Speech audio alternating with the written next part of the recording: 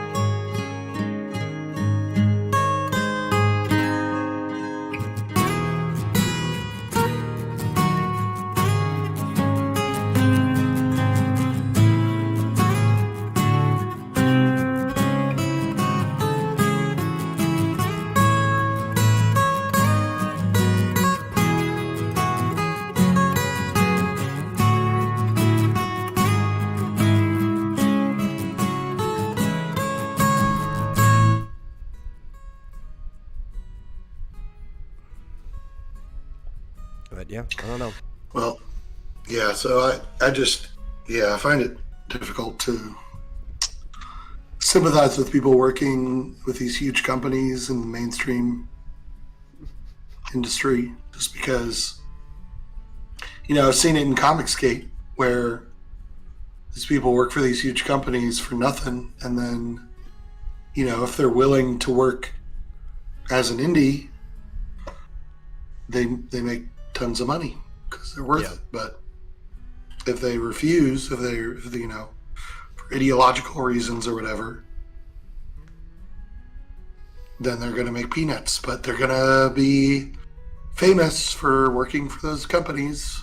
Yeah, well, so it is, if we're still talking about the Bayonetta 3 thing, which I guess we'll let the audience know since we are now live. Welcome to the Vomitorium, everyone. As always, I am your host, The Metal, and joining me is my co-host, Marsupial Gamer. Yes, we were talking about the Bayonetta 3 kerfuffle with, what's her name? Helena Taylor, I think? Mm-hmm. Yeah. Where she originally got even lower offer, but she wasn't happy with the offer they gave her for the voice of Bayonetta. So she talked to Kamiya, and he sent a message back. He's like, we'll offer up to $4,000. And she wasn't happy with that offer either. And basically turned it down unless she was going to get more, and they just hired somebody else instead. And this is super, super common in the voice acting industry. Like, just wouldn't even believe. The fact is they found someone who would work for that amount, so yeah. What are you going to do? That's obviously what the work is worth. Sad to say. Now, this character specifically, I kind of get the weight that she's trying to put on it, because she did kind of make the character who she is. A lot of games made by Japanese studios, you're kind of used to there being a Japanese version first and then like an English dub. But this was done very similar to Devil May Cry in this way, which makes sense because the creator of the game was the guy who worked on the original Devil May Cry.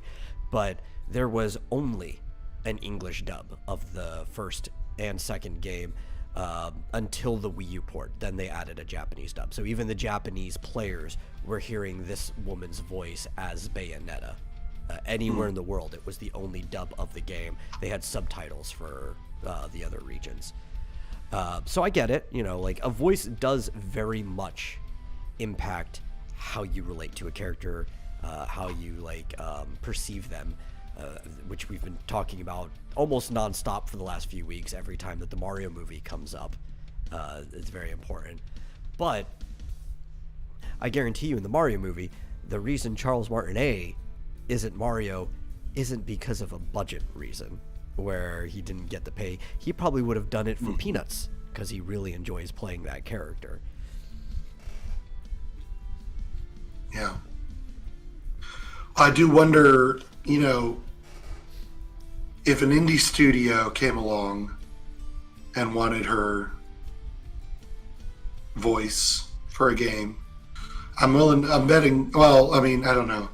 They'd either pay her more or they'd go with someone less well known, or she'd probably be willing to do it less. So here's part of my perception of this too. She hasn't revealed how much she got paid for the first and second Bayonetta. I don't even think it was as high as the offer she got now, right? Yeah. But Platinum Games was basically an unknown company when the first Bayonetta was made. It was Kamiya's solution to no longer having Clover Studio under Capcom, right? So this is like the first game that he puts out under this company. They're building up the brand. Bayonetta comes out. They didn't know it was going to be a success. It's widely successful. I wouldn't even say it's a smash hit or anything. Bayonetta 2 was a smash hit off of the success of the first one, and then Nintendo producing it.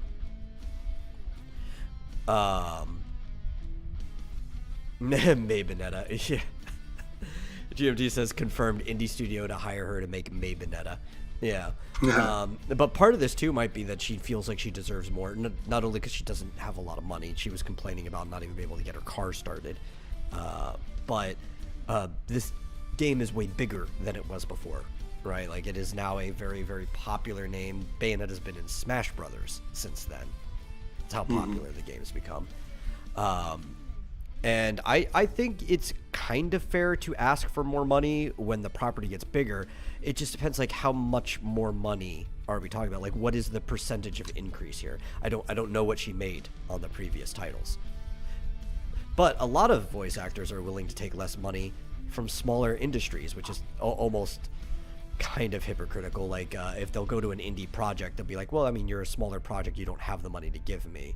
I'm probably not going to be doing as many voice lines anyway. I'll take a smaller, like, proportional pay. Yeah.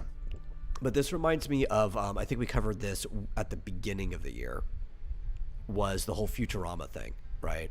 Where everybody was on board except for Joe DiMaggio. Is it Joe DiMaggio or John DiMaggio? I forget. I always get those two's names confused. There's two different DiMaggios. I think Joe is the baseball player. John It's the baseball player, yeah. Yeah. John DiMaggio. Yes. GMT corrected me before I could see it because of time delay, but we already came to the solution. John DiMaggio was arguing for more pay, and I actually think he did it the right way. And he was also arguing for everybody's contract to be higher because he didn't feel like his co-stars were making as much money. And Futurama is this really, really popular title now, right? And they have a bigger budget than they used to. These people have made the characters. They've been on the ride the entire time from the beginning. And he just, like, quietly sat back and just argued, like, hey, unless we get something, I'm not coming on. And they gave it to him. Though in this case, they probably felt they couldn't get away with the show without him, like the voice of Bender. As opposed to Platinum was like, well, we could get a different voice for Bayonetta. Yeah. You got to, like, know what your cards are when you're negotiating this shit, you know? Yeah. I don't, I mean, obviously I don't do voice acting. I don't understand everything that goes into it, but it does seem like the vast majority of characters can be voiced by a lot of different people. Well, I think that attitude is actually the problem with the industry, right? Yeah. Now, sometimes I do believe, like, negotiation is a big factor on whether somebody continues to play the voice. And if a person doesn't want to, for one other reason, maybe they feel like they're not getting paid enough. To me, that's actually a good enough reason for somebody else to recast them. Like, it is not working out between them anymore. I usually have a problem where they don't even ask the person in the first place and recast them. That's my issue, because then it's like, well, I mean, maybe they would have been down with playing the character and we wouldn't have to feel a change in the character. But in this case, clearly there were negotiations that didn't work out with both parties. I think voice actors probably aren't paid enough. I don't know how to solve that, though, because especially in video games, unlike animation, it has to be one of the last things you think about because of how expensive it is to make a video game. And I think part of the problem might be just how expensive it is to make video games. I think video games cost too much to make these days compared to how they used to. Voice acting is part of that cost. If you go back to the SNES, how many games had voice acting on the Super Nintendo? You can probably count them on one hand, and it was like very crunched voice acting too. That I think the original Star Fox had some voice acting, and you needed that attachment to the bottom, like the super effects to even play that game in the first place. Yeah.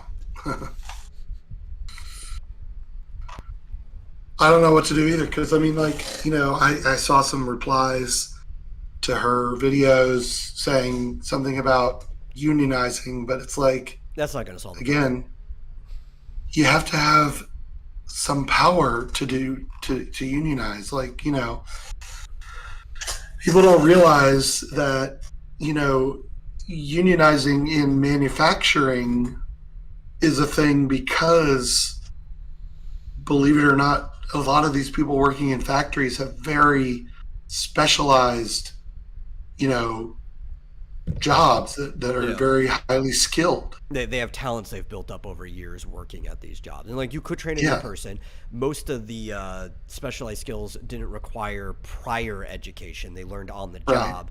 But you might have to spend anywhere between a month to 6 months teaching a new person, which means you're falling back on production that, Right. And you're taking all that, it's so much more expense. And voice acting is a specialized job if you want good voice acting, right? It is acting, and acting does take quite a bit of practice. A lot of people spend years learning it. But there's a lot of people that are biting for that position, too, who have spent that years.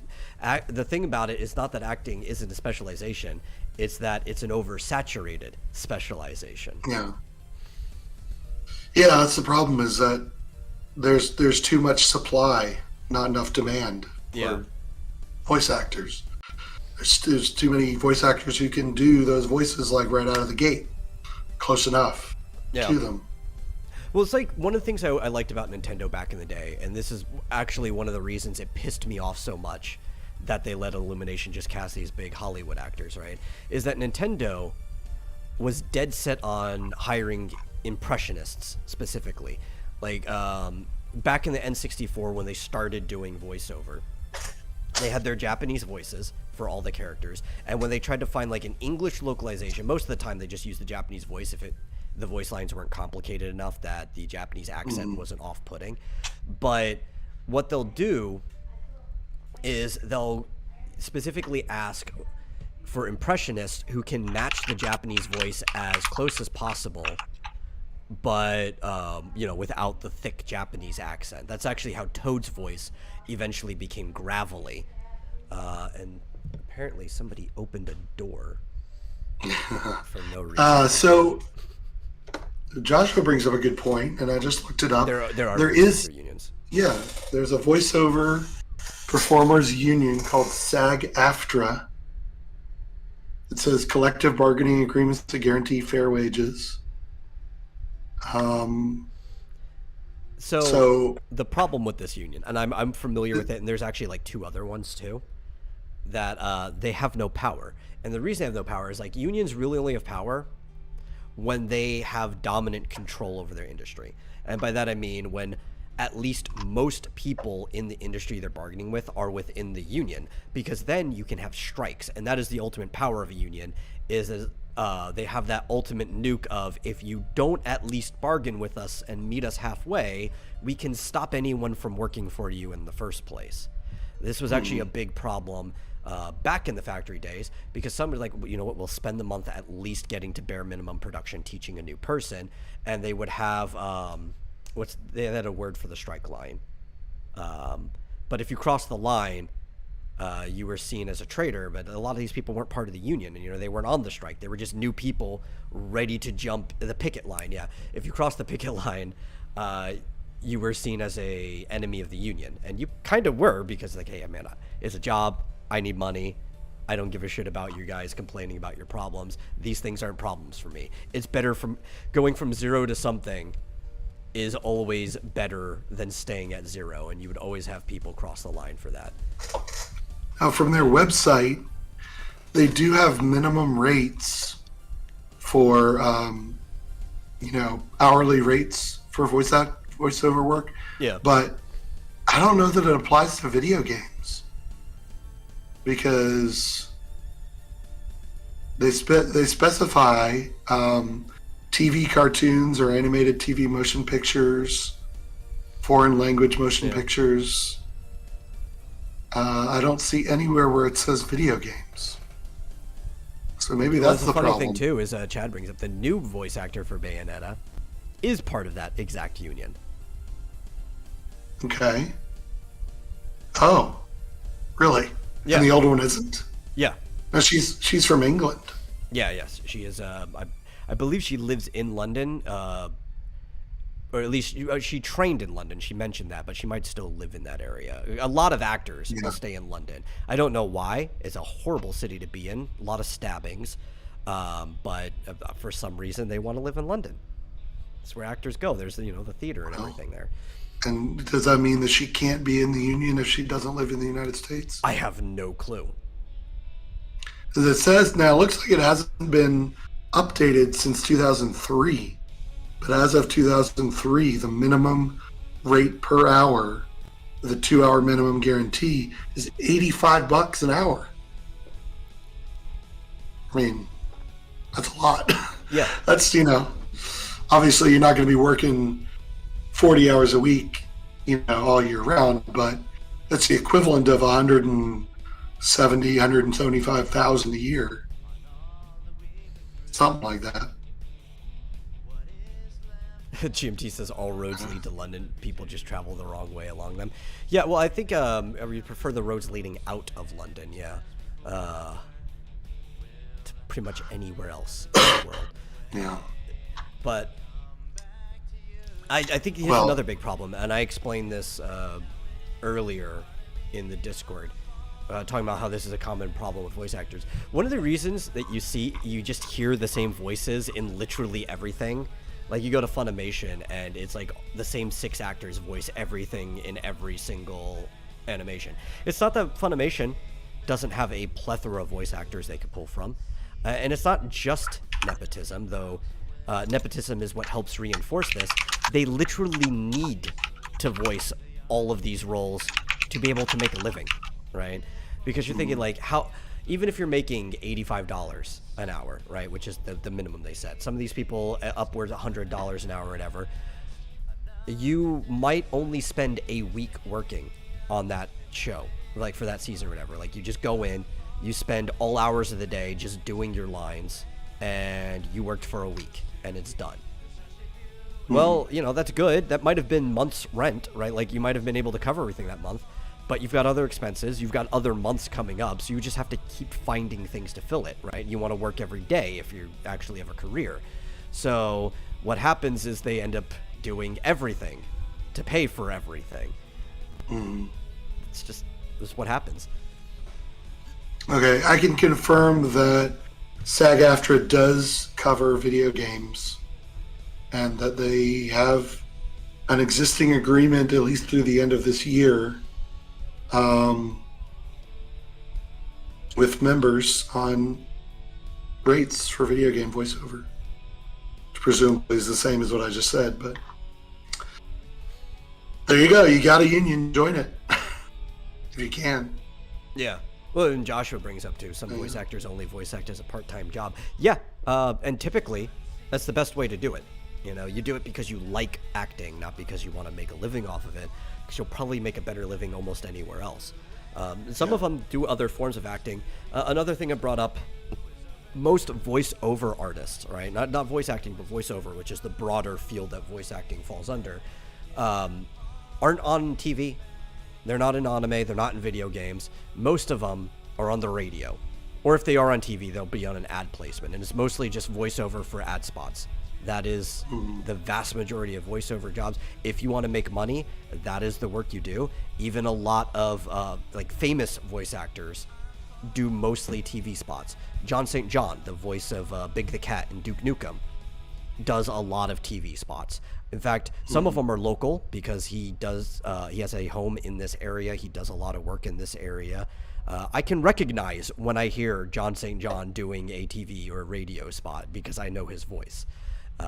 That's how you make money. And they pay way better too for the amount of time that you spend in it, right? Because you might get your $85 an hour working all week in a sweaty recording studio. Audiobooks too, yes, Chad. In a sweaty recording studio, working for this video game or dubbing this anime. Or if you do one ad spot, they might give you $500 right there for like the hour you spend redoing your lines. And proportionately, that was a much better use of your time because that was $500 an hour.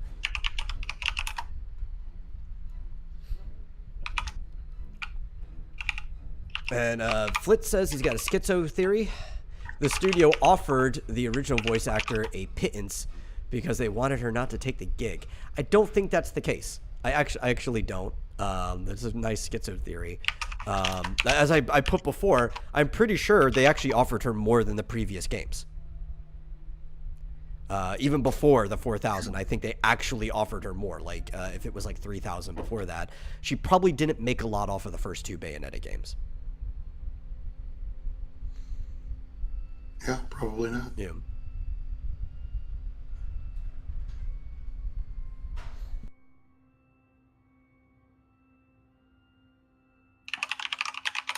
Yeah. Audiobooks, I've heard, actually pay very well per hour. But you have to also ask yourself, is it worth the time? Because recording for an audiobook is going to take way longer than ADR, which dubbing counts as ADR because it's that's post audio. That's done like in the editing stage. It also takes way longer than ad spots, right? Because you're probably only going to spend an hour or two recording for an ad.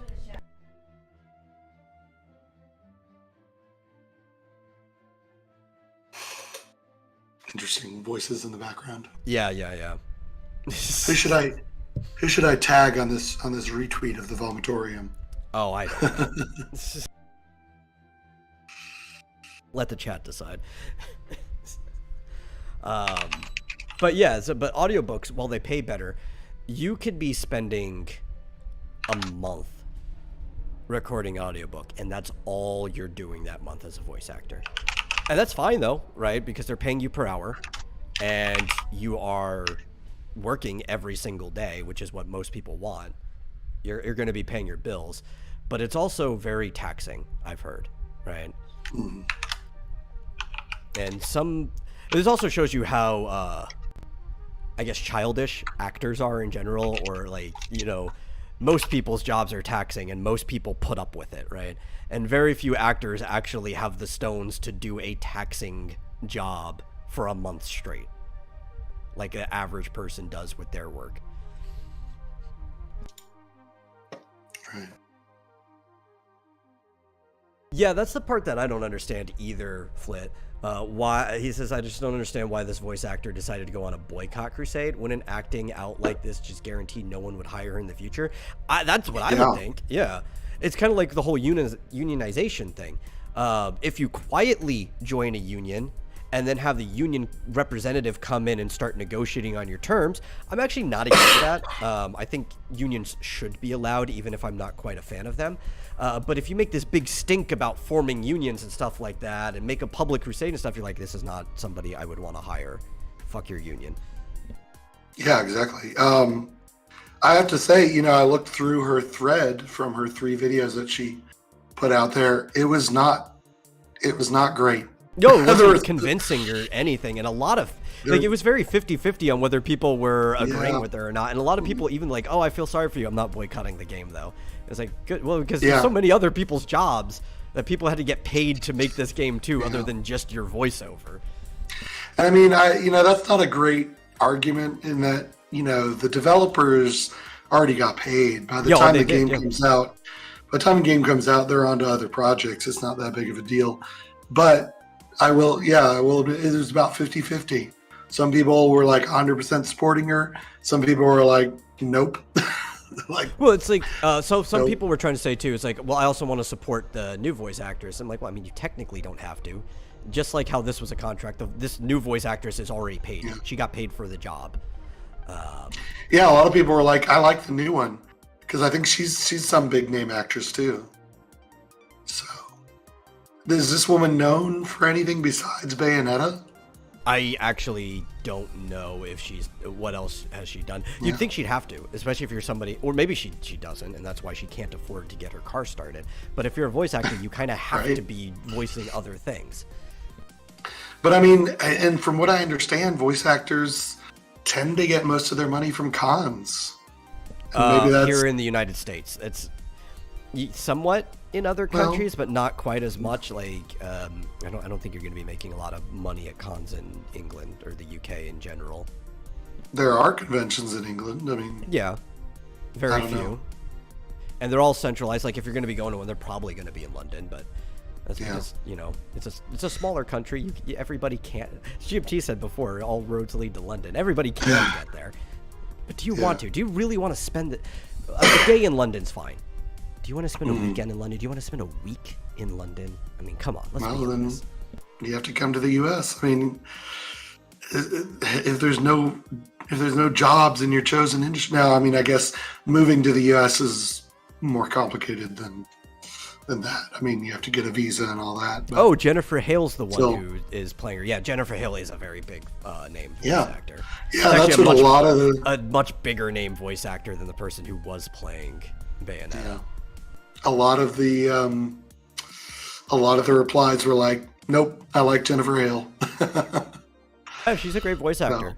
And she does sound a little off. Like, you could kind of tell if you're used to listening to voices that it wasn't the same voice in the first trailer. But she sounds okay. Like, I don't feel like it's not Bayonetta.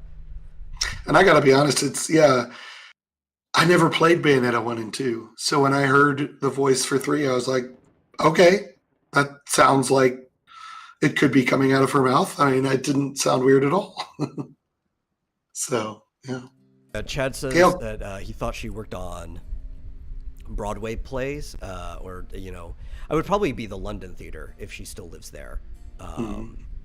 Which I understand that hurt a lot of people too, because for a while, post-pandemic, actors who worked on stage weren't getting gigs.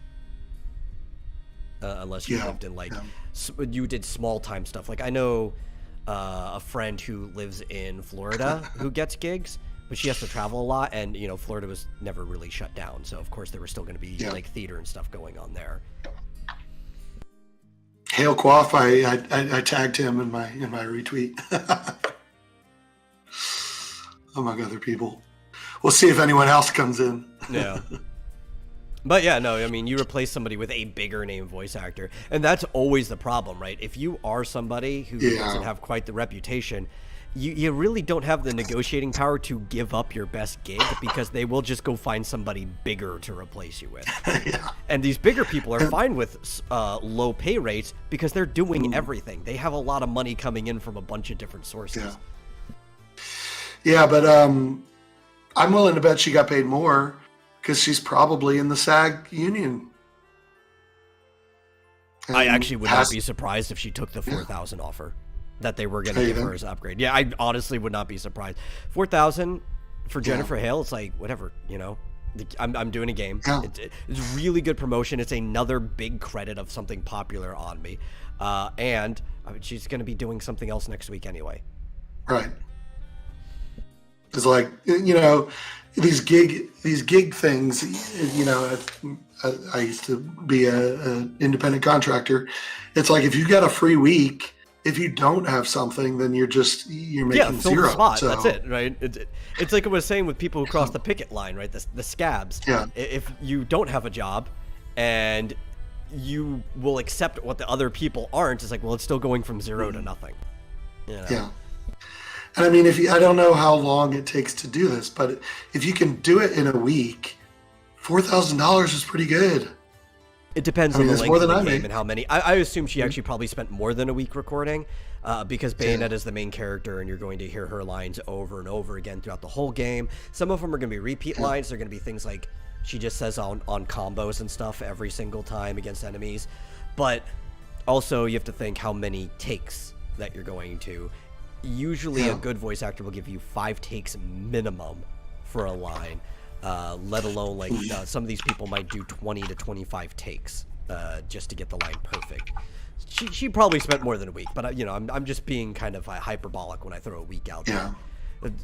At the end, the next day after she wraps up, she's already going to be able to have a job lined up and the next gig. At the SAG rate, $4,000 is 47 hours. Yeah. So. Yeah, 47. That rounded up to maybe 50 if you're more generous, right? 50 recording hours, you could do it. Yeah. But again, I don't know if she has to demand that rate or what, but regardless, I just don't know that this was a very good move for what's her name. For the voice actor whose name I can't even remember. Yeah. Well, it was like, which was it? Chad posted a screenshot. Sean Chiplock, who was in Breath of the Wild and is in the sequel as well, made approximately 2,000 to 3,000 overall, right?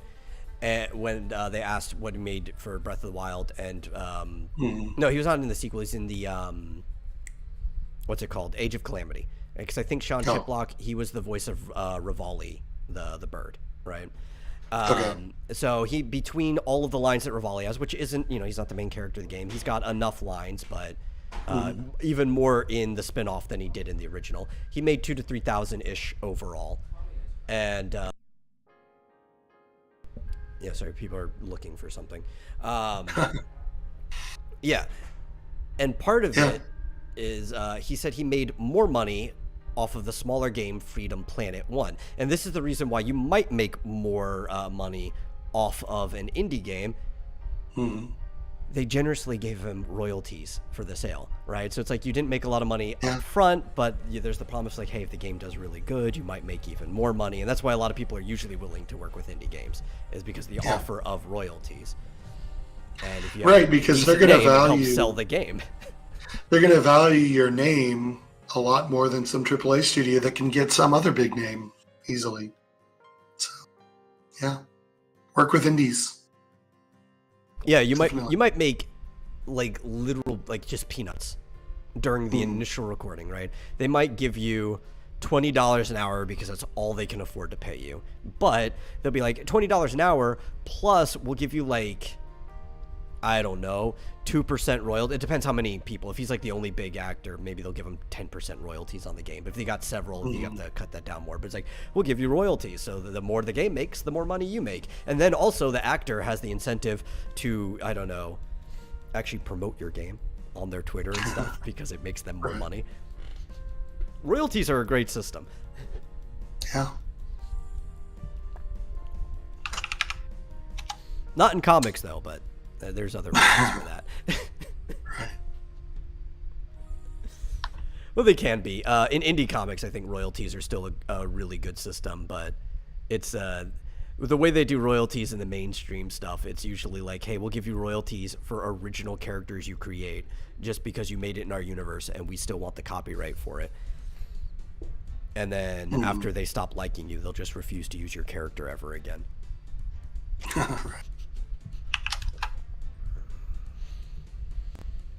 Royalties are great, but booking a royal can be a pain in the neck these days.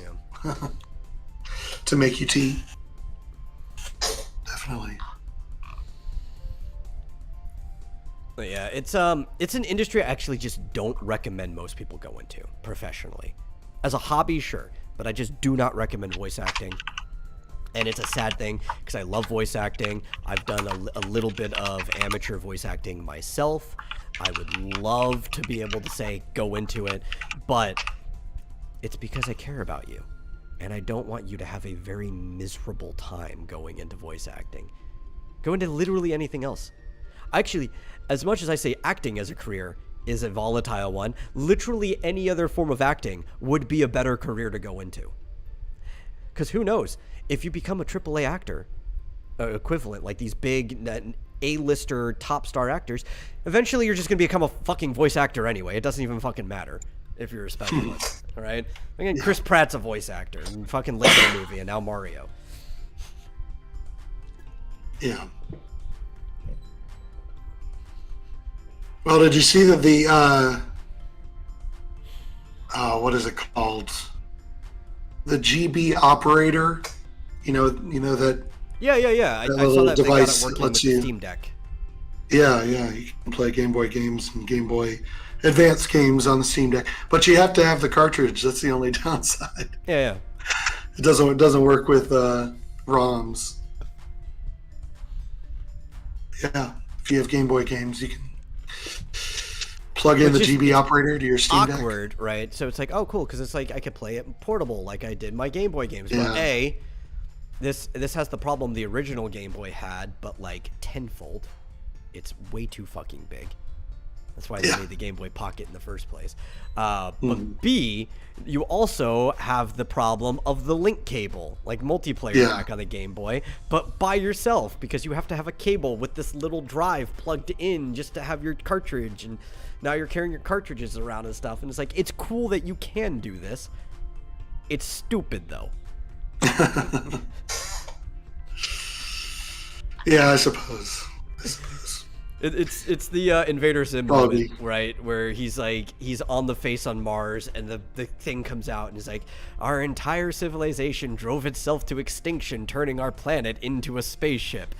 Why would you do that? Because it's cool. That's right. Because it's cool. Have we seen Halloween Ends? No. I have not. But I saw that it's available. Is it on Peacock or? It's on something. Paramount. It's on some streaming service. I think it's on Paramount. I know it's something we have access to here. We have access to like 6 of the streaming platforms. I can never remember which ones we have until I actually want to watch something, and then I'm flipping through trying to figure out which ones that we have. Yeah. Well, actually, it's on Peacock. I watched recently the horror film that I thought was going to be terrible, and it actually wasn't. And it was the Hellraiser movie on Hulu. Yeah, I saw the recommendation of probably one of the few like critics that I tend to trust. Chris Gore said that it was fine, and I used to watch G4 TV, Attack of the Show. Chris Gore did TV Tuesdays, and he's been pretty consistent. And like I'm sure you've seen recently, he's been on a bunch of the different shows like Friday Night Tights and EFAP and stuff like that too. He's still as consistent as he's ever been, and he's like, yeah, give this a try. So I went and I watched it. It was actually decent, and all I could say is decent. I'm not a fan of Hellraiser in general. I thought the first movie was a decent movie. It wasn't that great. I've seen like 5 out of like, I don't know, there's like 14 Hellraisers. But I've seen like maybe half of them. And everything after the original sucked. This one, I could say it's about on par with the original. It wasn't a shitty movie. It wasn't a haunted house. I think that was the most important part. It wasn't a bunch of jump scares and stuff trying to get you like you're going through the carnival haunted house. There's actual lore that it respected. There was eerie feelings. It felt like an actual horror thriller, and I was fine with that. I actually saw Hellraiser for the first time just a couple weeks ago. Oh, the original, yeah. Yeah, I'd never seen it before, so I was surprised to find that the Cenobites weren't even the main villain, or they weren't necessarily villains at all. Oh yeah, I mean, they were. You see them like for maybe 5 collective minutes of screen time or whatever in the original. Yeah. And they weren't really the bad guys. They were there to bring the bad guy to hell, basically. Yeah, it was all about a mattress. That's the main thing. Yeah. A bloody mattress, that comes to life, basically. Yeah, it was not what I expected. I was like, oh, that's what this movie is? Because you're used to seeing, like, screenshots from the follow-ups, the sequel movies, where the Cenobites are, like, actually the big, they're coming to get you and stuff like that. Or one of them, like, they literally, the gate to hell gets opened up and they're just walking around freely in, like, a post-apocalyptic New York. Or actually, not even post, a current apocalyptic New York. And most of the parodies that you see about them, like there's a Rick and Morty parody, and all focuses on Cenobites. Right. So I was like, oh, okay, that's interesting. This one has more balance to it. The main bad guy actually isn't the Cenobites. Like they're the force, the threat, and everything. But it turns out that the main bad guy is like this billionaire who was trying to get access to their treasure or whatever, and he fucked up. So now he's trying to like get things back to renegotiate with them, and he kind of like tricks these other people into activating it. That's the main thing of the new one, and it's like, okay, this is kind of similar to the original. Like there's a lot of overlap in themes and stuff like that. So yeah, it was fine. I would say watch it if you like those type of movies. This is probably, if not, it's close to the best one in the franchise, which is really, really hard to say. I mean, there's only 2 good ones that I've seen, or decent ones, and it's the original and this one. So that's high praise. I mean, yeah, better than all the sequels. You know what sequels are crap. You know what horror movie I watched last night was on Amazon Prime, Piranha 3 Double D. Oh, Double D. Yeah. There's a sequel to Piranha 3D. Please tell me that there's more tits flapping around if they're calling it Double D. Because I remember the original, one of the 3D moments was like one of the big tits. Yeah. Oh, yeah, yeah. It is the stupidest movie ever, but I watched it from beginning to end. And, it's got David Hasselhoff. It's got a guy getting beheaded by, like, streamer, what do you call those things? Bunting, where it's got like the little triangles. Oh, celebratory bunting, I think it's called. Like, it's just a string and it just beheads a guy. It's like, what? That wouldn't. What, how? And it's it's got piranhas like actually walking and jumping, on land, and so and you know what? Actually, that was my highest praise of this movie, right?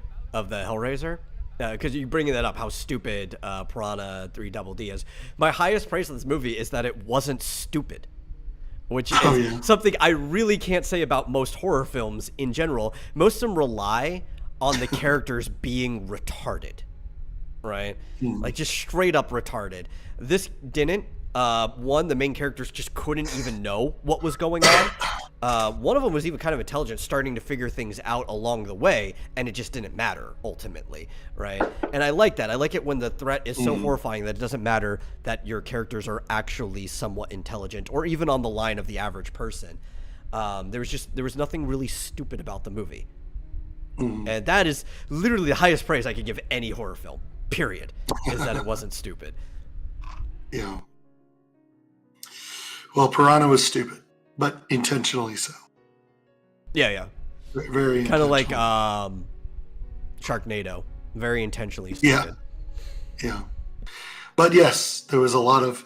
Basically, the premise is this guy opens up a water park that's entirely staffed by strippers. So, highly recommended. And see, that's the controversial take. Glacier Mountain Comics. Great storyline, Hellraiser. Horrible aesthetic.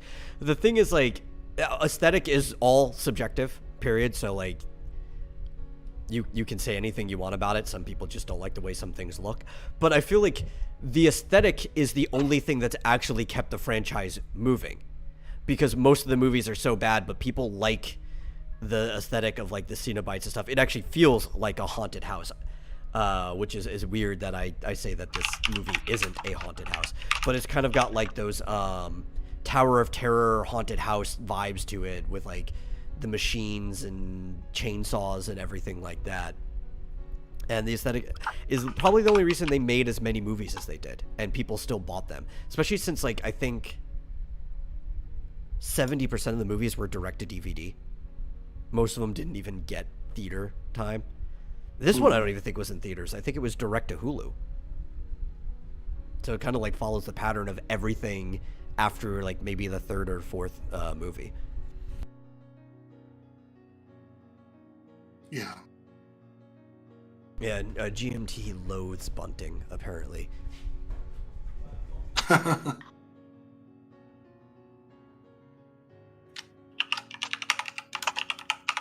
Well, that actually reminds me of a scene. And this movie wasn't stupid, because especially this scene was actually really, really practical. Like, it could happen. Is what was the name of it? It was 12 Sins or something. I'm trying to remember. There was a movie about a guy. I think I've brought this up before, and I just never remember the name of the movie, even though it was a really good movie. And it was about this like underground cabal of people that watched you do things for entertainment, right?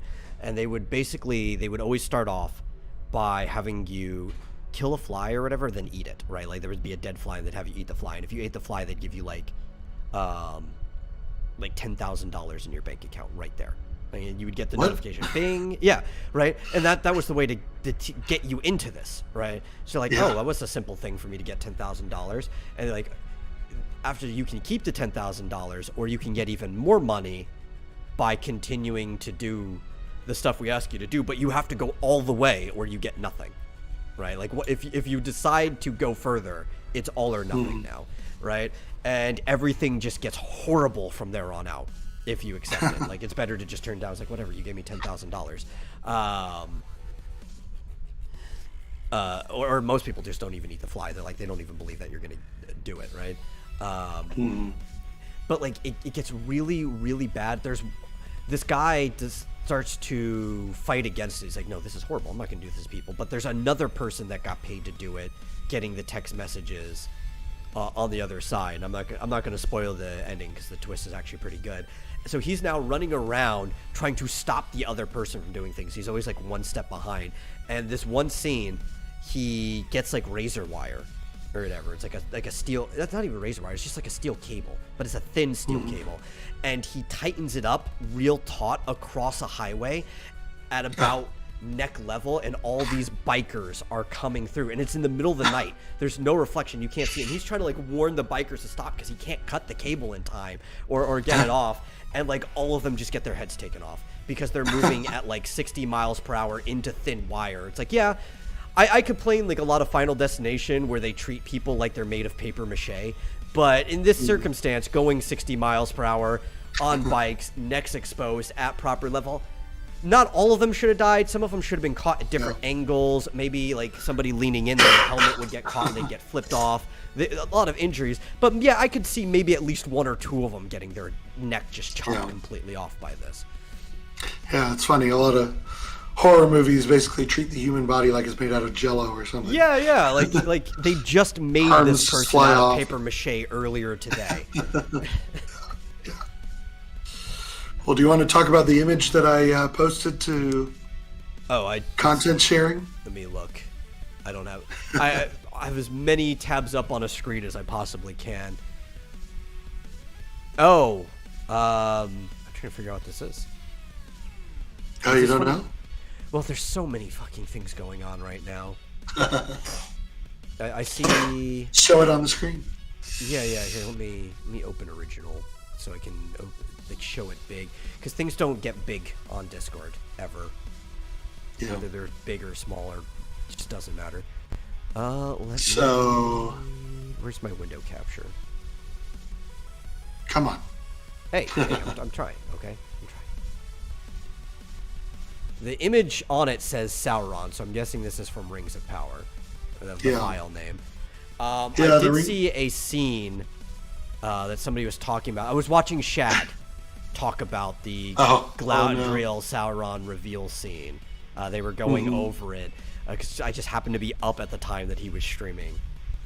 So I kind of somewhat know what's going on. I would not have recognized the actor without the name Sauron, though. He just seems like your very, very run-of-the-mill, typical-looking actor that you throw in these scenes that I would just forget him immediately. Yeah, I mean, he's a... I think he's supposed to be like a Aragorn kind of look-alike. Yeah. Sort of. But, just like pretty much everybody knew from the beginning, he's Sauron. Well, they called him the Stranger, right? Which, I mean, in the Silmarillion, that's one of the nicknames for Sauron is the Stranger. Like, come on. So, the finale for Rings of Power... Yeah. Was last night or yesterday, I guess, and it was terrible. It was absolutely terrible. They've completely fucked up the lore completely. Yeah. They just the guy that fell from the sky in the first episode was revealed to be, well, he's Gandalf. I mean, let's just say he's Gandalf. He hasn't been revealed to be Gandalf, but everything's pointing at it.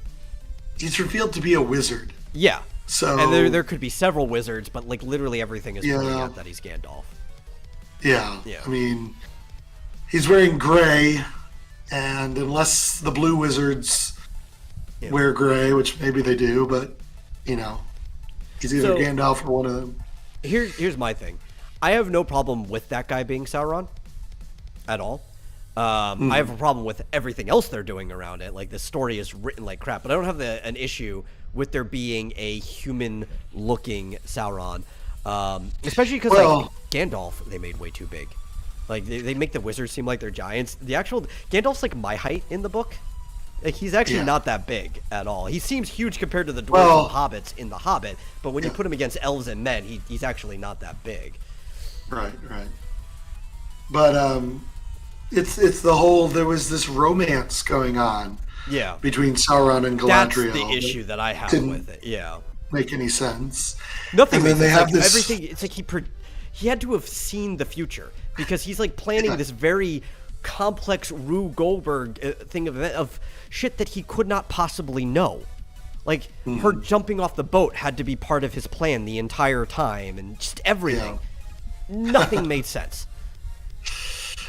And he basically offers to whatever marry her, make her his queen, and stuff like that. And there was some member berries about the scene from Fellowship of the Ring where she was tempted to take the ring because he echoes the same lines from that movie, where he says, I'll make you a queen powerful as the foundations of the earth, or something like that. Yeah. And she turns him down, and so basically he explodes in incel rage, and it's kind of her. It's like almost her fault for Yeah. It just deciding not to sleep with him. I know, it's horrible. Because one, his plans go back, obviously, because they were looking for Sauron, right? His plans go back way further than this. He was already an evil piece of shit. You can't turn him into an incel. Like, he was the disciple of Morgoth, also a being of many different names. Like, everything is just so stupid about this. So they brought in Celebrimbor as well, which is the forger of the rings. And they also forged the rings in the wrong order. Yeah. I'm like, what the fuck? The one thing you had to get right. And they had Galadriel be the one that decides to make the three rings, too. Yeah, She's they would have basically already the been made. catalyst. She's the catalyst for everything, apparently. They're the first three rings that are made. Well, they did that. Yeah. I mean, they did it first. They did them first. But Also, like, here's another one that bothers me, too. Celeborn has not been in the series at all, right? And part of it is because Galadriel has to be a strong, independent woman. mm-hmm. And Celeborn obviously is the man that she marries, right? Like, or the elf that she marries. But he was actually more of a decision maker than she was. Yeah, not in this. Yeah. No, he doesn't even exist. Well, I mean, he has to exist somewhere. But, like, you don't even see him. Frankly, and wait. I thought that Celeborn was. I think they revealed that one guy is Celeborn. Did they? I didn't catch it. Yeah. Yeah. The older weird elf dude who's making the rings. No, that's Celebrimbor. And It's a similar name. It's Celebrimbor. Celeborn is the one that's like, where is Gandalf? So I very much want to speak with him, right? That you see in that's a different. They have similar names. There's Celeborn and there's Celebrimbor. Yeah, I got different them confused. characters. Yeah.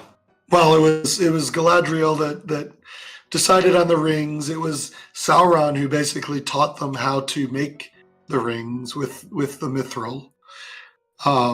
Wasn't it the other way around? Wasn't Yes, Celeborn, everything. did he teach Sauron? Everything's in the opposite direction of things. Yeah. Yeah. It's very confusing. But Well, it's kind of like I think they don't understand the plot line. So, like, do you remember the Numenoreans came up, right? mm-hmm. Do you know where they come from? Numenor?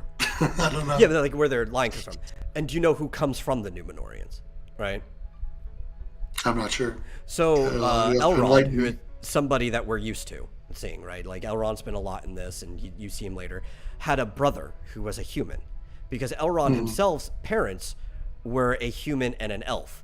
And for some reason, the way things worked back then, if a man and an elf had children together, their children at like the age of 18 or whatever could just decide whether they wanted to be a man or an elf, right? Elrond decided to be an elf, which is what gave him his like long life. And his brother decided to be a man, which at the sacrifice for a long life, his like numbers would be plenty, like his offspring. and that is where the Numenoreans come from. And from that same line is also where Isildur comes from, and then Aragorn on that. So also, oddly enough, Aragorn is like marries his like great aunt 80 times, or like 8 times removed or something like that. It's like yeah, they're related.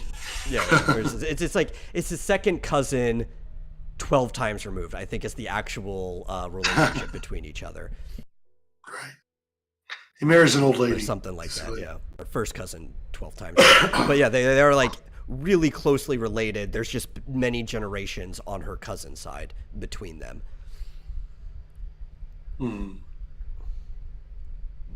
Yeah.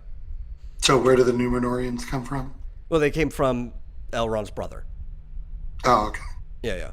That's also why they live longer than most humans, even though they are still man. They have like elf genealogy in them.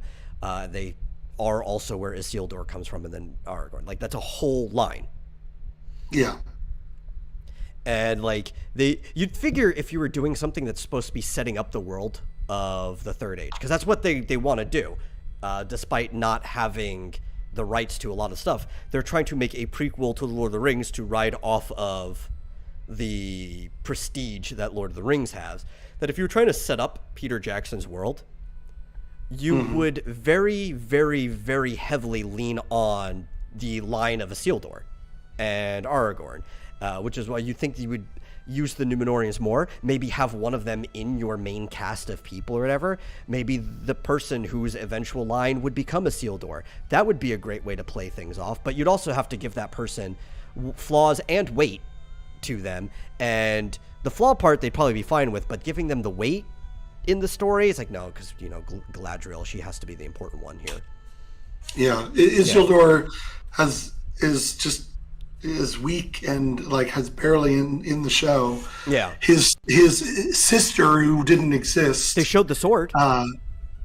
Yeah, briefly. Yeah. But his sister is given more screen time and lines, who doesn't actually exist. They made her up for the show. Yeah. Like, is it possible that he could have had a sister? Sure. Not every single generation talks about every person in there. And especially girls aren't usually talked about a lot when it comes to family lines, unless they are a direct mother of somebody. But we never talked about, so entirely fan fiction. But yeah, there was a lot of hobbits in this last episode, and a lot of elves. No dwarves, which are the best part of the show. Yeah. And you know, there's very few things, like, I know they don't have the rights to shit, and that's the worst part. But there's very few things you can fuck up. Like there's very few things you can't fuck up. That's a better way of saying it. Like because if you go back and read the Silmarillion, which is like the only thing that ever talks about the Second Age, outside of like, I think there's one story in the Lost Tales of Middle Earth that flips back to it. But if you go back, it's the second smallest book, because the Silmarillion's actually like 5 books, the longest one being the Silmarillus, which talks about the Silmarils, and that's like the bulk of the book. There's the creation, blah blah blah. Yeah, the middle book is the Silmarillus, and then after that, there's this very short section that talks about the Second Age, which talks about all of what little is happening here, and Sauron coming back, and even like he had access to one of the Silmarils at one point in time. He was using its power. And then he forges his rings. And then it talks briefly about the Third Age, which is the smallest book, right? The second smallest is the second, smallest is the third. Well, we don't really need to talk about that too much, because that's most of other writings by Tolkien is the Third Age. It's just kind of setting up everything else. And there's so little that you can fuck up. There's so little. Yeah, it's just bad fanfic. You probably take that off the screen now. Oh, yeah. You know, I don't guy screaming anymore. Yeah. And I mean, it's just not even if you took out the Tolkien aspects of it, such a badly written show. Yeah. So awful. Nothing makes sense. I can't even remember what else happened in the show except, Sauron goes away and he heads off to Mordor. And the creation Gandalf. of Mordor out of the Southlands is probably like the most Yeah. cringe moment because they actually have like the name change on screen. Oh too. yeah, It's you like, saw that, what is this, a comic book? right? Yeah, that was so cheesy when they were Yeah. like, "What are we gonna call it?" And it showed the Southlands, and then just the text change. Like, have someone say it. Like, what? That was so weird. Yeah. I could make a live action, low budget, joking parody of the Second Age.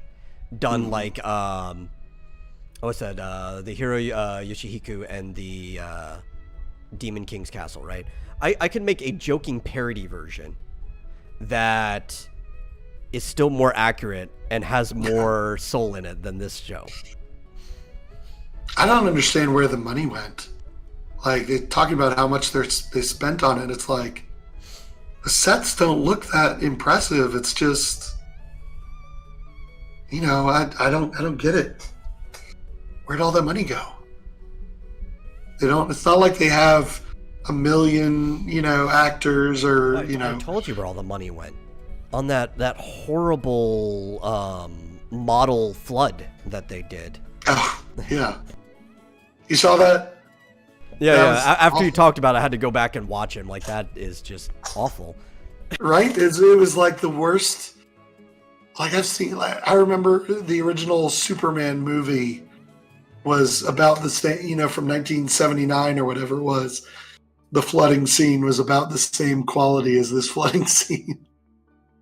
Except they actually put like Oh my God. starch dye in it to thicken the water to make it look more like heavy water would, like Yeah. hundreds of thousands of gallons of water going, even if it's just like 1 gallon spilling.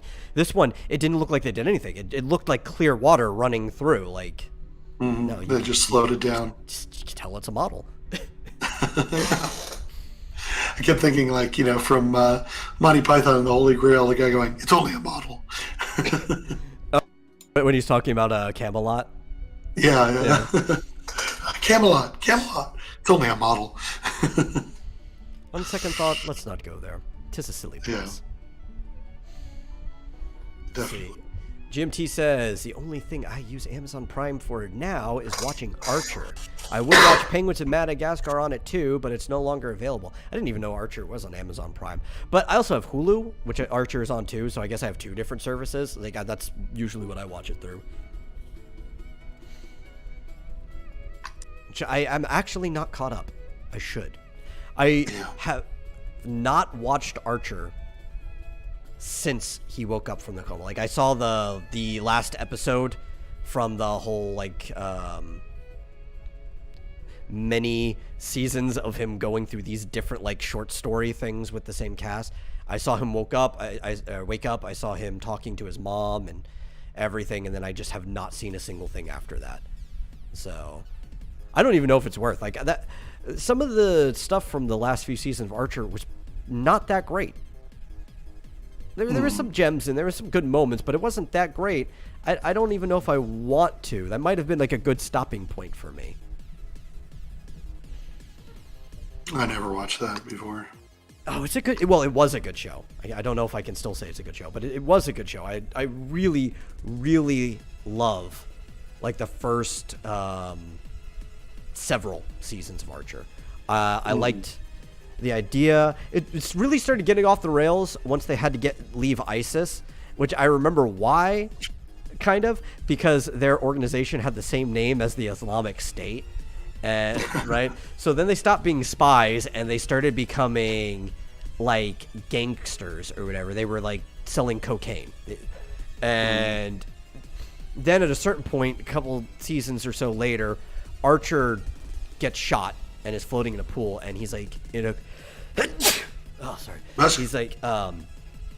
He's knocked out. He's in a coma in bed. And then the rest of the seasons after that, each season is a single story where Archer is playing a character. The first one kind of takes that old school mobster feeling. There's speakeasies and stuff. He's a detective, so it's kind of like a pulp noir.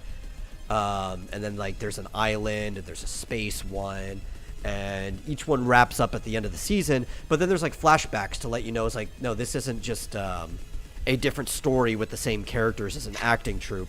this is inside his subconscious, because it keeps like flashing back to the real world, to like these weird flashbacks of another story that maybe happened earlier on in his coma that you didn't catch, and it'll jump back and forth between all the stories.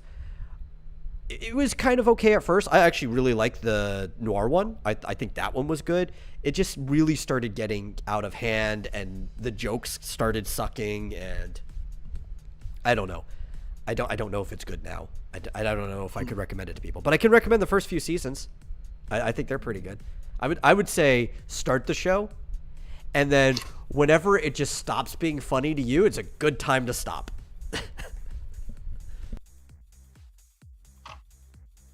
Well, GMT says that you're not her supervisor, so she's gonna keep watching. If you still find it funny, that still follows my advice, right? It's like start the show from the beginning. Whenever it stops being funny, you stop watching. You know, keep watching if it's still funny.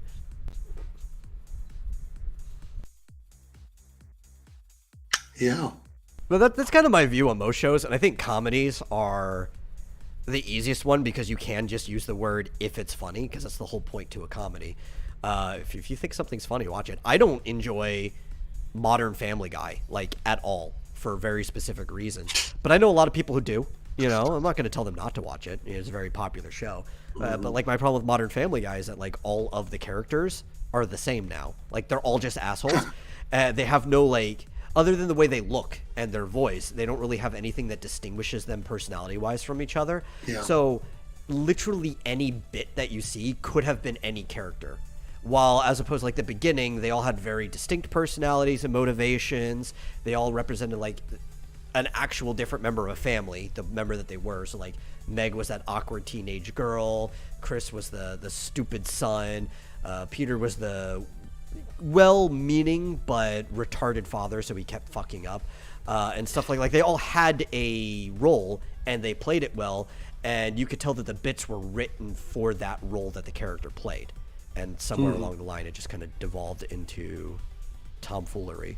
So yeah, Joshua wants to know when he should stop watching The Simpsons. I'd say like 15 years ago, maybe. So which season varies from people. I usually say season 9 is about a good time to stop, is like right after that. But it depends, because that's about where it's starting to change. So usually, and I fall in the middle, it's somewhere between 8 and 10 is where most people say to stop. I think for a while it was actually getting better again. There's like big gap between like seasons 11 and 12 where it just really went downhill. Up until season 20, about the time that the movie came out, I guess due to the popularity of the movie, they hired better writers or whatever. The show got really, really good again for like 3 or 4 seasons after the movie, and then it started becoming shit again. So I would say like go to season 9 or 10, and then just jump over to season 20, and then after like season 24, just stop again. And there you go. You got the best of The Simpsons right there. I still watch it occasionally to see if it's gotten better, but it really hasn't. Simpsons peaked at season 1, episode 6. GMT says. Well, I think season 1 is in general probably the peak of The Simpsons, but it carried on pretty strongly for like a good 9 or 10 seasons. Futurama was superior in every way. I agree. But also Futurama comes off of the fact that the creator, Matt, had the experience of all the seasons of The Simpsons that he personally worked on before that. And when Futurama came out, it was kind of when he stopped working on The Simpsons altogether. Now, experience doesn't mean anything. Flip, did you see my my Steam Deck startup video? Oh, that was pretty good. If you haven't, you should look. I guess I'd have to. Maybe I can send it to you on Minds or something, since you don't do Twitch or Twitter anymore. If you haven't seen it, let me know. Oh, but you can always just DM it to him on Discord. On check Discord, that, like periodically. Oh, he does. Okay. Yeah, well, it's. I know you're not in it.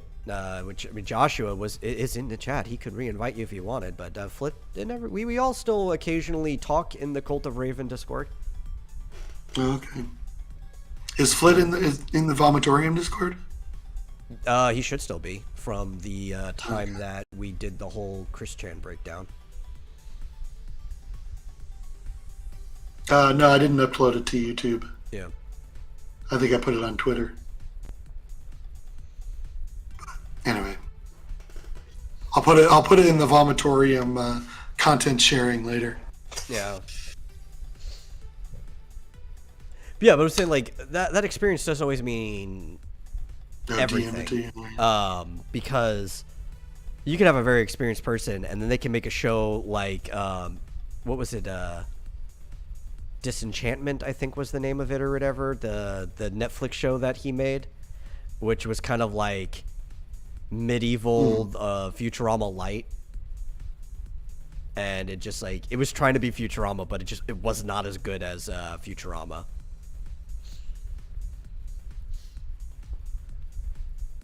Yeah. And I was starting to like the main character a little bit, but I don't know. I think he made more. I haven't seen anything past the first season, so I don't know if it got better or worse. But I think the serialized nature of the show, it was actually the worst part of it, because I don't know if this guy knows how to write like a serialized story. I think it's better off when it's just like these sitcom-y one-off episodes that string together, right? Like they do recognize things that happened canonically in the previous episodes, but the events have nothing to do with each other. I think he's just better at writing stories like that.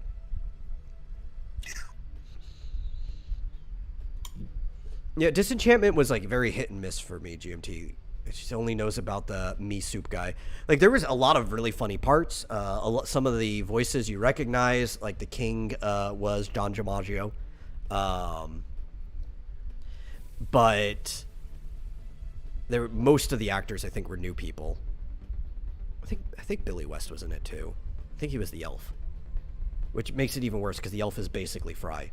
Like he serves the same purpose. The story's not focused on the Fry character; it's focused on like the Leela character. But you have this like little elf who's obsessed with the main character, right? Yeah. And the actual best character is the shoulder demon. I can't remember his name. A lot of people think he's a cat. Like that's how he blends in, but he's like a demon that gets attached to the main character, and that's played by Eric Andre. And okay, yeah. But did you see that? Not to change the subject or anything, but did you see that Booster Kiwi completed Stranger of Paradise? Final Fantasy Origins. What do you think of it? I haven't been watching. Like I watch a random episode here or there, but I haven't like watched all the way through. Yeah, there's a surprise at the end. You want me to spoil it? Sure. So spoilers for Stranger of Paradise. I didn't know this. It seems like it's a remake of the original Final Fantasy, right? Yes, with twists. Sort of. Yeah, and like because the main character is Garland, basically. Yeah. Well, as it turns out, it is not a remake of Final Fantasy 1. It is a prequel. And the 4 main characters that are with you throughout the game are not the Warriors of Light. They are the 4 fiends. Yes. Yeah. I've seen the end of the I didn't realize that. Yeah. Oh, you've seen it. Okay. Yeah. All right. I found that fascinating. Because it obviously ends with Garland taking Chaos's place as, the main bad guy. And I guess it's a continuous loop where he defeats himself, essentially. Yeah. And the change to the loop, which Dissidia kind of says Cosmos is the one who does that later, because Dissidia takes place in World B, which is like the split from there. Is that she is the one that drops these 4 Warriors of Light in there, who have no memory of anything going on, and then they are the ones that finally end the loop. Right. But interestingly, the reason I thought of that was because there's a report, I guess, from the developer of the Final Fantasy VII Remake, who's saying that the episode 2 or whatever it's called, Rebirth, is going to diverge more from the original story, and that there are these. I guess there were these whispers, these ghost-like creatures in the original Final Fantasy VII remake that were trying. Apparently, they were trying to keep the story the same. Yeah, they're trying to keep you on path. So they're like these hooded people, the whispers and whatever, which kind of somewhat resembled the people that Sephiroth controlled in the original, but they're not the same. So the thing about the 7 remake is that the 7 remake is not actually a remake of 7, right? In a similar way. It's a sequel to 7 in what could be another timeline, because Aerith reveals that she is a time traveler. Right. Yeah. Yeah, it's kind of interesting the way that Square has been doing these things, where it's like, I hate okay, if we're gonna do, yeah, I hear you, but that's like, if we're gonna do a remake, we're gonna do a twist. We're gonna make it. It's not really a remake. It seems to be, but then it's a continuation, or it's a prequel. Or well, we always knew there was a twist to Stranger. I liked Stranger, and one of the reasons I like about it is that it's also not even said to be canon, even as a prequel. It's just a spin-off that is one explanation for the way the world could have went, and they treat it as a spin-off. It was outsourced to another company. They use the word spin-off to describe it every single time they've ever described it, so you don't go in there with any delusions about what's happening. Right? You have your little M. Night Shyamalan FF1, and it's fun. The problem I have with the Final Fantasy VII Remake is that it's being sold as Final Fantasy VII, that it is the main course of events, and it's just Nomura. Well, I mean, the first one, the one that's actually called Remake, fairly closely follows the story of that, the first part. To a degree, yeah. They add some shit that wasn't in there, like going to Jesse's mom's house and stuff like that. There's like a lot of just random bullshit in there. They changed a lot of the way the characters act between each other too. There's some minor but impactful changes to the story. And then they also reveal that in this timeline, for some reason, Zack's still alive. Yeah, that's weird. So, I would say major changes. I'm also probably going to guess that Aerith doesn't die. That's going to be because she's a time traveler. I think they're going to leave her alive, because everybody talks about how so sad it was. That was one of the heart-wrenching moments of 7, which, I mean, I didn't really feel that much for me. It is the most heart-wrenching moment of the game. It's just, I don't care about it as much as some of the previous deaths that I played in Final Fantasy. Yeah. It might also be that a lot of people, this was their first one, so they didn't experience things like Tella and stuff like that in the previous games, or like General Leo dying in 6, which to me, that one was even more heartbreaking, because you're feeling for Terra as a person who really has no life. Like, she was a doll for these people pretty much up until then. She's actually starting to connect to somebody, and then that person she's finally connecting to is ripped away from her. See, I was more broken up about Palom and Porum. Oh, that one, yeah, that was a pretty harsh one too. I'm less these days though, especially because, like, if you really pay attention, you realize by the end they were already unstoned. Yeah. Yeah, so it's like, oh, okay, cool. At the moment though, yeah, it was a very heart-wrenching moment when they break. But yeah, I think it's because it was their first one, right? A lot of people, 7 was their first Final Fantasy, so I get it, why it's so heavy. But also, people are treated like children these days, and they might think that that's not a good moment. Like, it's not good to feel that, so they might just take it away. Yeah. I just found it annoying that, I'd been leveling her up, and she was a good healer, and I was like, I can't use her anymore. Yeah, Porum more so. Palom, Yeah. Yeah, but I think to date, the General Leo death is probably the one narratively that has the most weight to it. I get the weight of Aerith, especially because, like, she sacrificed herself so you can save the world, but... Yeah, I didn't there wasn't enough development of the relationship between Terra and Leo, I didn't think. Well, I didn't need a lot of development, so the reason there's a lot of weight to me is because Terra herself doesn't have a lot of development prior to you playing her. Like, she is a nobody, right? She basically, other than being controlled like a doll with the mind control helmet, her life didn't exist before that. Yeah. And she just starts developing a personality. She starts connecting to people.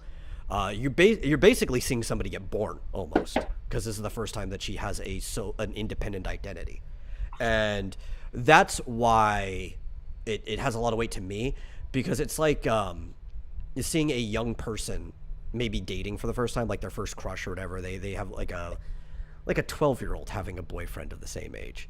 And then that boyfriend being taken away from her in a car crash right before her eyes. That's the weight that has to me. Like, she'll get over it eventually, but that's going to be a scar on her for the rest of her life. Yeah.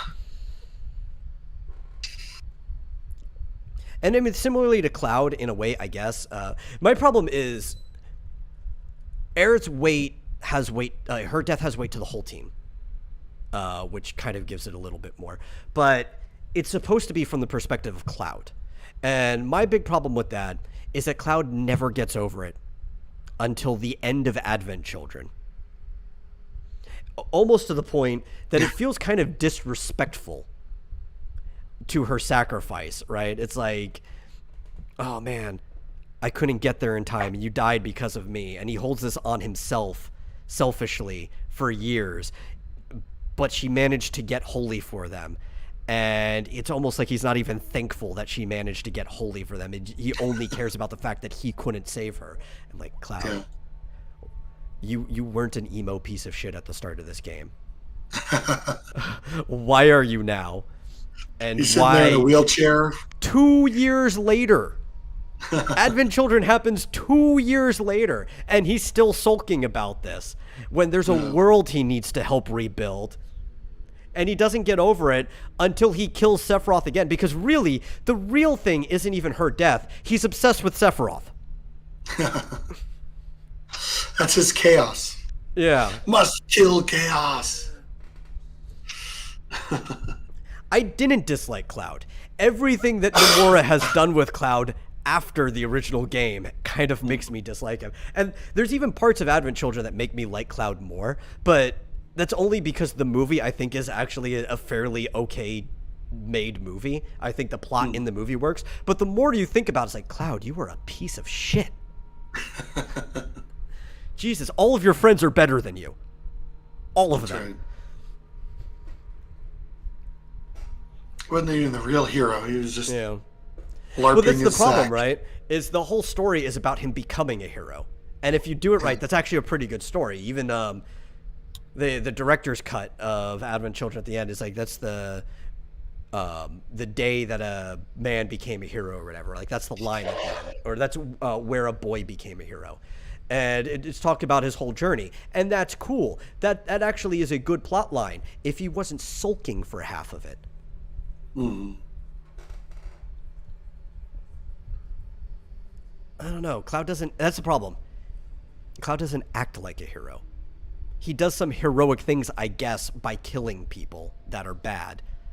But he doesn't, like, actually ever emotionally evolve after the initial defeat of Sephiroth.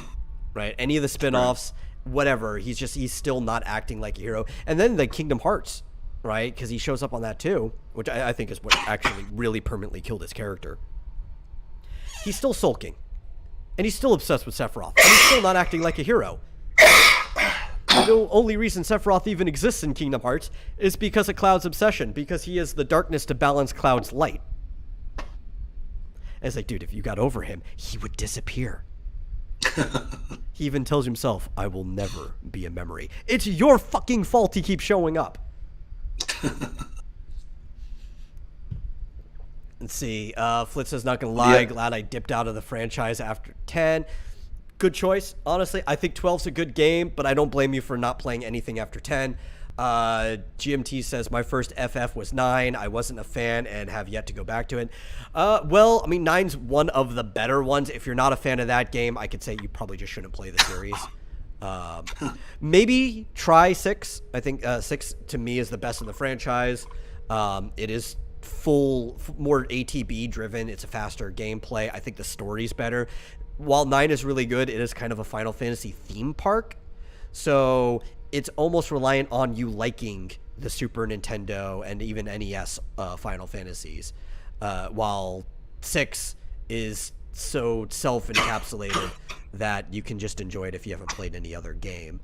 But if you don't like 6, honestly can't tell somebody to play anything else in the franchise. It is the best one, right? You're only going downhill from there. If you like that game type, then I would say like play 4 and 5, which are like slightly lesser than 6. But if you don't like 6, you're not going to like 4 or 5. Do you have any other stories that we can wrap up with? I had plenty, but then we started talking about Final Fantasy, and you know how I get when that subject comes up. Let's see, what's a good one? Oh, since we were talking about stupid things, and unions came up earlier, Nintendo recently got into a big thing about union busting and stuff, and said that they're thankful for a $25,000 settlement in a union case.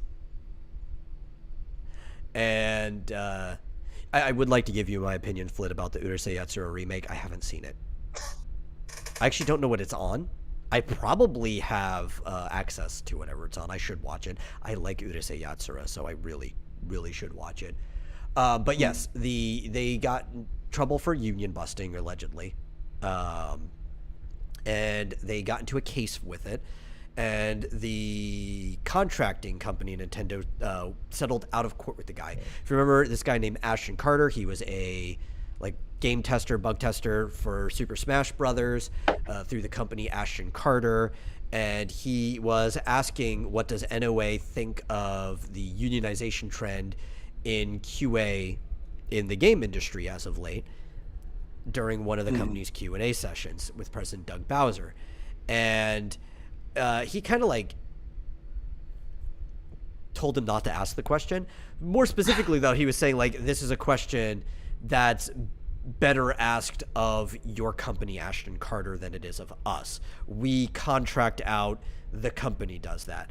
But then the company said that he shouldn't have asked a downer question later on, and then within a month later, he found himself fired. They claimed for a non-disclosure problem, like him violating NDA, on a very vague tweet that talked about a texture issue. It didn't even mention what texture it was or anything. He's like, oh, now I'm just I'm giving them notes on a texture issue today. Like a super vague tweet. Apparently that was enough to violate their NDA according to them. I would consider that, but whatever. So he brought them to court. They settled out of court. The $25,910 is apparently coming strictly from Ashton Carter, not Nintendo, which makes sense because they're the one who's in charge of... That's a QA company? Yes. That is the QA company. That's the one that he worked for. It's the one that Nintendo contracted, so they would have been the ones in charge of ending his contract with them as well. And Nintendo will be required to post a notice in its offices informing employees of their right to unionize, which, I mean, whatever. I mean, I don't like unions, but your employees should know that they won't get in trouble for joining a union. It's what I think that employees should get in trouble is when they're trying to force you to have an in-house union. I'm like, no, fired. But if they want to join an external union that comes in and negotiates on their behalf, that's perfectly fine. You need to be able to have that option. So it seems like a fair settlement on their part. It's a little weird that Nintendo had to do that because they're attached to this whole thing, right? And Nintendo has been criticized and asserted that they've had union busting policies in the past. So this is probably just a court order that you have to let people know. But this hasn't gone through yet. The agreement still needs approval from the National Labor Relations Board before it's final. I think they'll probably be fine with the Nintendo side. It's more of if they think the out-of-court settlement from Ashton Carter is enough or whatever.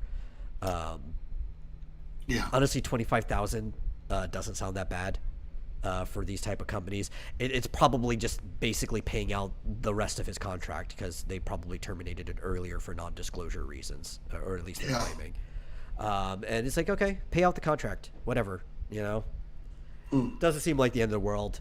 And they probably settled out of court because Nintendo probably put pressure on them. That's what I really think. I don't even know if they did anything wrong, honestly, but Nintendo just doesn't want to be wrapped up in these type of things. So I assume that they put pressure on Ashton Carter to go through with a settlement. That's my assumption here.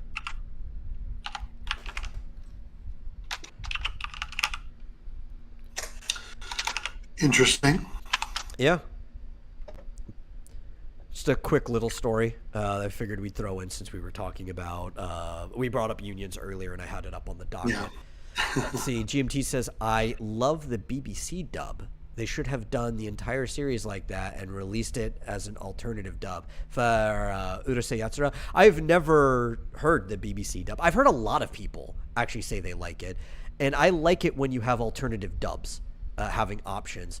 Like Dragon Ball Super, was it Bang Zoom did another dub of like the first few seasons, but then it got canceled, and it was cool to have the option of going to the dub that you liked, especially for like Dragon Ball Z. The Latin American dub tends to actually be the best one. Like if you listen, you could put up with listening to Spanish or understand Spanish, or just want to hear the voice actors with subtitles on.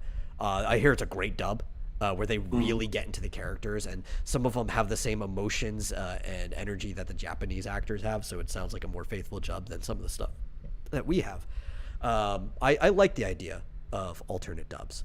The problem is voice acting is expensive. As little as they get paid, it's still a very expensive part of your budget, and you have to contract and license dubs out, and that's going to cost money. So I get why there aren't that many dubs. Usually you get one per language. Yeah. But yeah, that's pretty much for the show. I'll go see where it's on. I forgot that it was out. If there's like a whole season to watch, I'll go marathon through it. I love Rumiko Takahashi. She's actually my favorite comic writer and artist of all time. Especially my favorite manga is Ranma One Half. I wouldn't even just say favorite manga. It's my favorite comic. I have read Ranma One Half many times, so I will go look at. I just watched the Japanese dub of Urusei Yatsura. I can't stand the localization for it. I think it's like really, really bad. But this is new. Maybe it's good. We'll see what the voices are. I'll try to give you a review by Wednesday if I have time for it. Yeah. And if y'all have the ability, be sure to watch House of the Dragon tomorrow night. Yeah, a lot of people are saying 9. it is sadly the best show on TV, and I say sadly because it is a good show, but it should. Oh, it's so good. Yeah, but it shouldn't be the only good show. Yeah, that's the problem. Like, it's like here, and then all of its competitors are like down here. When if you want to be the best show on TV, you want it because your competitor's like right here up next against you. Yeah.